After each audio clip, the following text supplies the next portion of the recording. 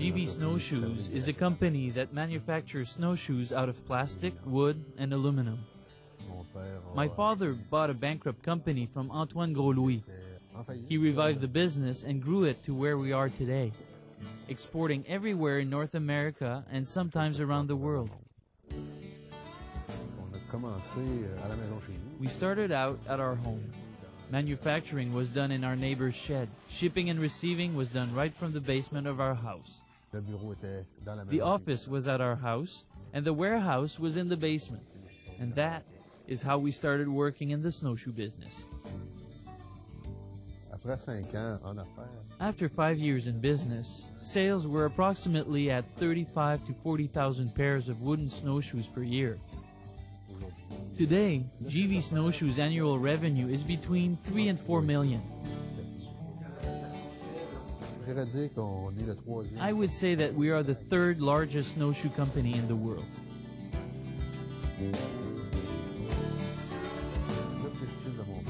Owning a large company was not my father's intention in the beginning. All he wanted to do was buy a bunch of unfinished snowshoe frames, finish them, and then sell them for a little extra money.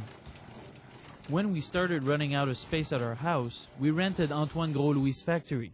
He's the guy that was doing business before we were. We also bought his machine so that we could begin manufacturing our own wooden snowshoes from scratch. My father then hired Lucien Gros-Louis, who was the old sales rep for Antoine Gros-Louis. And it was with him that he revived the old distribution network in Canada and the US. That allowed us to do much bigger numbers. After 10 years, the sales numbers for wooden snowshoes were down by about 30%. We discovered that it was the American-made aluminum snowshoes that were cornering the market. So we naturally decided to make our own aluminum shoes. The first year, we sold about 1,000 pairs. And the numbers doubled every year. 2,000, 4,000, 8,000. It kept going that way until we got to 12,000. From there, it rose steadily by about 3,000 or 4,000 pairs a year. Our quality was known to be superior. That's what made it easy for us to sell the aluminum snowshoes. Today, we can easily manufacture 25,000 pairs of aluminum snowshoes per year. It probably makes up 60% of our overall production. The other 40% is split down the middle between wooden and injection molded snowshoes.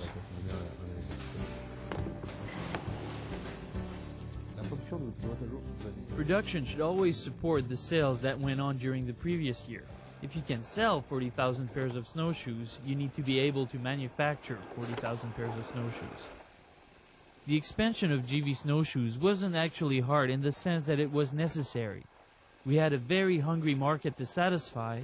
If we wanted to stay in business, we had no choice but to grow. Today, we have 3 factories in Wendake that employ 25 to 50 people depending on the time of the year. Welcome to the assembly plant here at GV. This is where all the finishing touches are put on the shoes. All of the riveting and the crampons are done here.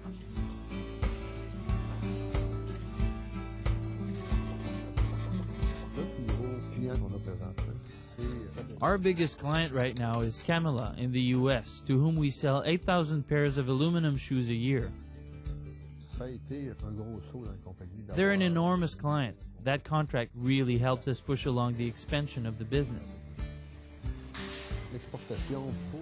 Exporting to the US is quite easy. It's their money, you see.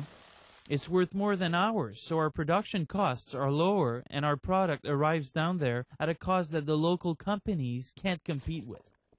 Selling in Europe is completely different. The market is dominated by cheaper plastic snowshoes. We could build an inferior product and try to market it there, but then you have all kinds of tariffs and duty to pay.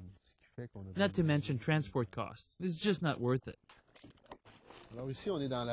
Now we are in the expediting area. This is where all the shoes are inspected one by one and packaged for export all over North America.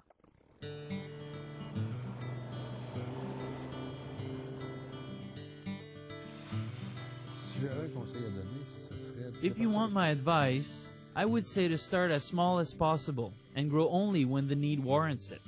Don't try to grow for the sake of getting bigger.